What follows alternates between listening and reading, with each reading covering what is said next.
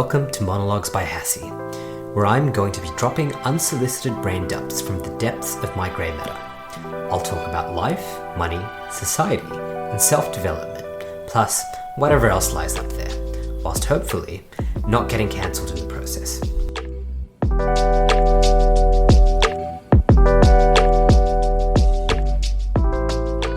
One thing I've come to realize is that it is the last 10% of many of the endeavors that we set our minds to which are going to be the most difficult. And when I look at my graveyard of projects that haven't gone anywhere, I'm not talking about the ones where you realized it was a bad idea and it's time to drop them, but I'm even talking about the ones that were objectively good ideas and you should have pursued them. It is often the difficulty of that final 10% that caused myself in the past and other people that I've seen also getting really close from actually achieving their goals. And I came to realize this when I got my first Android application successfully into Google's Play Store. And for me, this was a huge milestone because I'm a software engineer. And as a software engineer, it is my goal to create things that bring people joy and make people's lives better. And one thing I set out to do last year was break out of the niche that I was in, being a small cog in a very big machine, working on a really, really tiny portion of a large piece of software, to taking a lot of responsibility for something that is considerably smaller. Because I realized by doing that, there was a lot for me to learn. I also wanted to play with different creative mediums. I created a desktop application. I created a mobile application. I've created and creating web applications. And this is something that I've been doing so I can become more comfortable, not just as somebody who has a technical skill set, but as somebody who can find ways to provide value to humans who are not me. And in doing so, derive value for myself. And that's what this year has all been about. It's been about making mistakes and learning from them. And I can't even call them mistakes or failures because I just have this mindset, which is so ingrained now, that anything that might look like a failure externally to somebody else is just a lesson that I'm going to take into the future.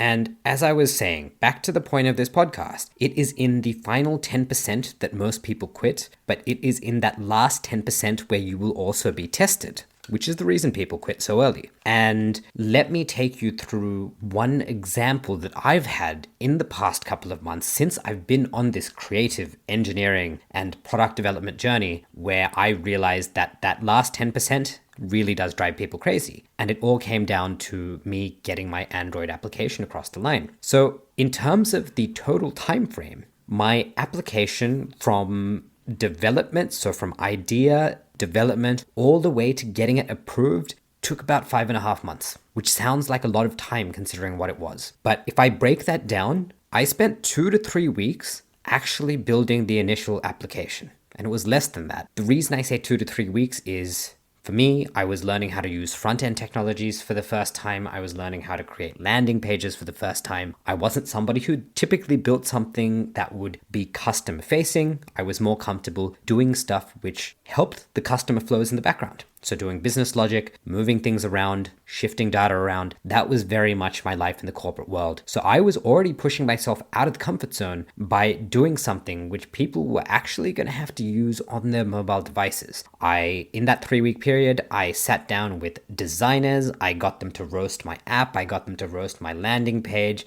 And it's still probably not a great example of what good design should be because it really isn't. It's something that I'm going to keep developing. Nonetheless, the actual development of the actual product only took about 2 to 3 weeks. And what happened next was I had to go into an approval process. So Google Play Store has introduced requirements as of late last year that if you're an independent developer, you need to have at least 20 people test your application for 14 days before they may or may not give you production access. So it can be rejected even if you meet that initial criteria. And a lot of people complained about this, but this is not why I'm talking today. They did make it harder for independent developers, and there's a lot of companies who probably don't even do that much testing. But the goal is pure. The goal is obviously to improve the consumer experience. There are some caveats there. There are things which people are unhappy about, but this is the way it is, and this is the game I had to play. So after developing that application, which took 2 to 3 weeks, I then went about the task of trying to find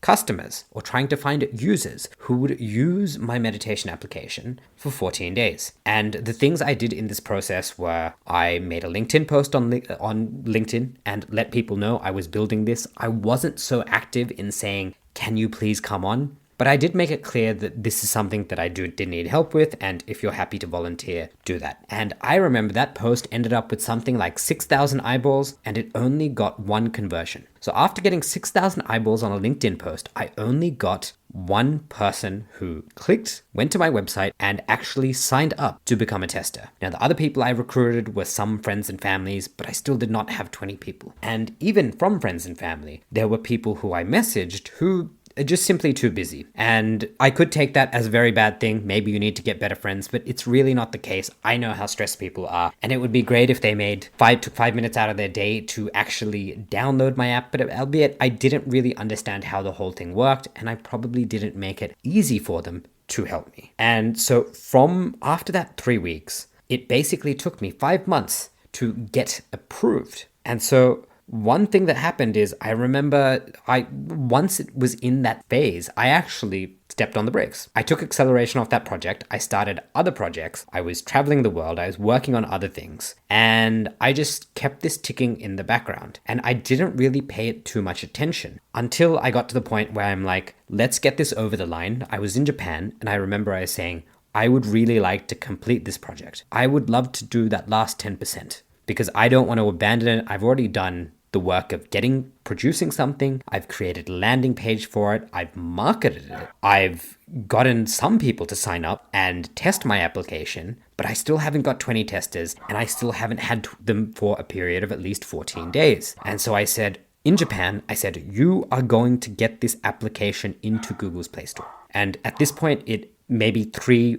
to 4 months had already elapsed. I wasn't working on it the whole time. Really, the bulk of the work I did, the 80% I did, was the design and development, which was months ago. And what I did is I had a few recommendations earlier. Why don't you just pay for testers? And so I said, yeah, let's do that. Let's pay for testers. So I paid somebody on Upwork $40 to go and test my application. They signed 20 people up, and it seemed great. After 14 days, Google said, here's a link, go and apply for production access. And I was like, wow, that was so easy, because in my head, I'd spent all this time trying to attract users organically through my networks by creating marketing, by trying to sell a product, which was a good thing because it got me thinking about the right things, right? I was trying to think about how do you entice people to download a meditation application. And I know that's not a very sexy thing. It is not sexy to do something like eat your vegetables or meditate or exercise, which is why they're such problem industries and they will never go away. It's also the same reason why everyone is looking for a shortcut, because these things are very uncomfortable to do. So it's much easier to sell a shortcut than it is to sell the actual hard work that needs to be done, even if you're making that marginally easy or marginally gamified and a bit more attractive for people to do. And I was grateful for that, because I remember I'd revisit that project every now and then, and I'd say, how can I improve the marketing? And I'd go read Alex Hormozzi's books, like $100 million offers. And I said, how can I improve the offer for my meditation application? And even after doing all of that stuff, at the end of the day, it's just not a very attractive prospect. Or naturally, it's a skill issue, and everything's a skill issue, but it is something that I can improve in the future. And after doing all this work, I said, screw it, I'm throwing in the towel, I'm going to pay somebody, and it was just so bloody damn easy. I got my production access I got the opportunity to apply for production after 2 weeks. And so I applied for production. And you know what happens? About 24 hours later, I get a rejection email from Google. And here's the big thing. When I thought that this was the last 10% that I needed to do, I'd paid somebody to get my testers, and I thought, wow, this is so much easier than what I thought. And it wasn't. I actually got rejected from Google the first time I submitted this for public production access. And I remember being absolutely downtrodden. I was in Tokyo. I had a great day that day. I remember I went for this incredible run, which I can't remember how many kilometers I did, but I'd been struggling a lot with running in the heat, and I got this amazing run. I ran past Ueno-koen or Ueno Park in Tokyo, and for me, that's something I wanted to run. It was just a great day, and all of a sudden, at maybe 1 or 2 a.m. in the morning, I saw this rejection email, and I was absolutely heartbroken because I thought that I spent the whole day thinking, wow, this is fantastic. In my head, it was like I was counting my hens go counting my chooks before they'd hatched, which isn't a good thing to do. But that's how I approached it at that time. And when I got that rejection email, I was so deflated. And I was deflated for about a day, and then something switched. Something said, okay, you're going to find another way to do this. And you are going to grind and get this over the line. And this is what I mean. Sometimes you think the last 10% is going to be very straightforward, but in my case, it absolutely was not. So I'd been rejected once, and when you get rejected, you basically need to do another 14-day period. And I said, okay, you know what? I failed at getting organic users. I failed with paid users. There is one tactic that I've avoided this whole time. It's finding other Android developers who also are struggling with the requirement of getting 20 testers for 14 days and doing a tit-for-tat exchange of testing my app if I test theirs. And so that's what I did. I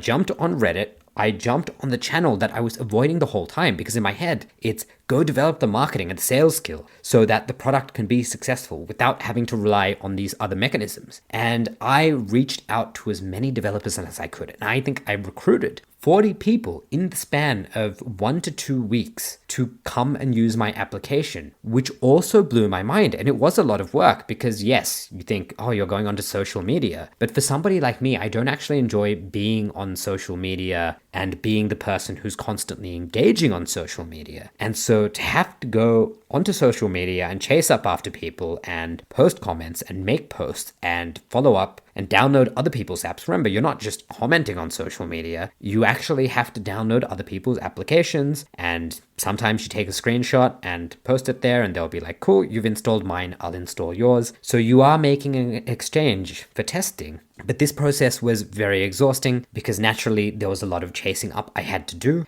And there was a period, even after I got more than 40 testers, where I noticed a lot of people started uninstalling the application. So I was like, oh damn, maybe I'm going to lose production access again if this drops. And so I did another round of recruitment to get more users. So in total, I probably acquired over 40 users in about a 2 to 3 week period. The other thing I did is I started improving the app and making changes to the application that in my head was, this is something you're going to deal with after it's already gone public. In my head, I was going to publish a bare minimum MVP app and then improve it once I'd already done the hard work of getting it into production. That wasn't the case. So I went and upgraded the analytics. I created onboarding for new users so they would know how to use it, which did push my own skill set. I got to learn so many things, but these were things that in my head were not essential to get my app into Play Store. But I fired on all cylinders. I made sure I recruited enough testers. I made sure I was pushing updates. If users gave me feedback about something they didn't like, I went and actioned every single piece of feedback. And I felt like after not having done a lot of work in that whole process outside of that initial 2 to 3 week development period where I was developing the landing pages, the initial marketing material, and the actual app itself, all of a sudden I found myself doing maybe a very solid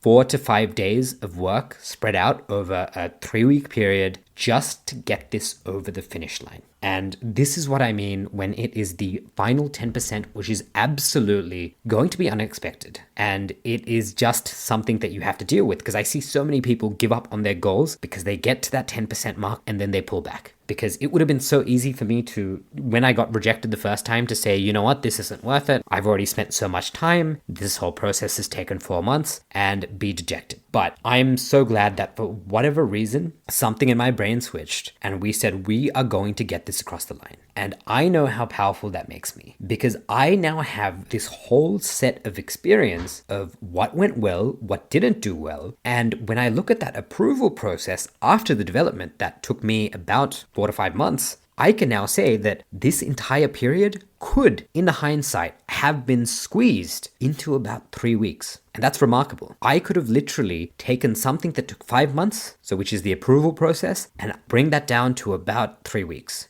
And the incredible thing about that is I say this now, but there is no way that the person who I was 5 to 6 months ago would have known what to do. And because I've now done it, I no longer have to go through that the next time I do it. The next time I do this, it's going to be a 3 week period. It's going to be a 3 week process because I've learned it, and there was no other way to learn it than by doing it the hard way. And I'm always a big fan of learning from other people. Where you can, you should live vicariously through other people, in the sense that there are many things you need to experience yourself, like the song, you've got to feel the rain on your skin. But when it comes to learning lessons, if you can learn a lesson from somebody else, if you can learn a lesson from me, if I can learn a lesson from you, that is going to be much, much more valuable than us constantly repeating the same mistakes over and over again. But there are many situations where the only way for you to figure something out, and these are where things are abstract, the only way for you to figure things out is to go do them. And that last 10% of whatever it is you're trying to achieve, and for me, it was trying to get that Android application into the hands of the general public on Google's Play Store, that was a completely unexpected, and it was a journey that I did not expect. I did not expect things happening like that. And when I think about it, I was so naive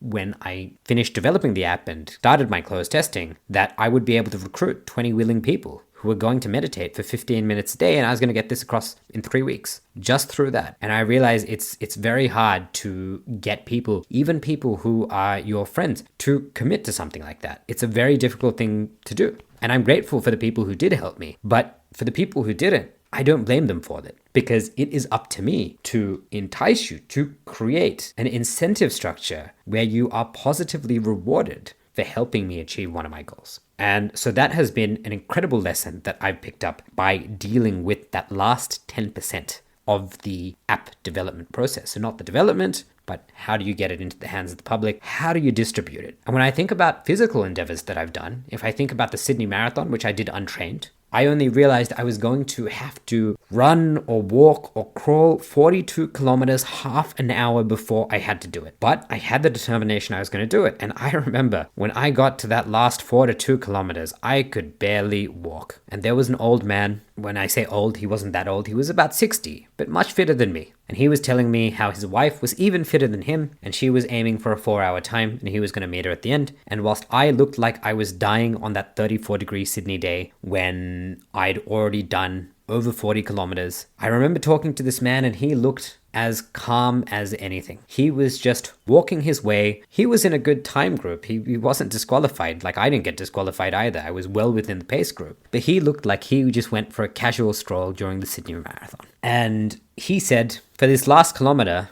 why don't we run it? And in my head, I thought, bloody hell, running across the finish line is going to absolutely kill me. But I ran, and I probably looked like Forrest Gump, and I had this incredible sense of pain. And that last kilometer was harder than everything I've done. But that last kilometer, the fact that I didn't give up, the fact that I was able to complete the Sydney Marathon, and so many people got injured, got pulled off the track and didn't complete it, who actually probably bought tickets to actually run a marathon. The fact that I was able to do that made me better. Because now, even though I didn't walk properly or really run for like 3 to 4 months after the Sydney Marathon because I was so injured and traumatized, that experience has allowed me to become a better runner today. And in that same vein, my experience with getting an application into Google's Play Store, doing that last 10%, dealing with the bureaucracy of a big company like Google and learning how to make that system work for me is something that I can take forward. And I now realize that the people around me, they are starting to realize that this person is somebody who does things. He's somebody who will actually push across that last 10%. And I know that is going to create incredible opportunities for me in the future to help serve people and create impact. And so with this episode, I want to leave the prompt to you. What is something where you have 10% left to do, and how can you make it your endeavor to go and get there? If you've picked up a New Year's resolution and you've left it sitting on your bedside table and you just haven't progressed on it, can you pick that up? Can you become the person who overcomes the last 10%? Because that is often going to be the most challenging that you are going to encounter. It is going to be the point where you are going to be pushed and you are going to want to give up. And so with this, I will end this episode here, and I wish all of you great success on all your endeavors.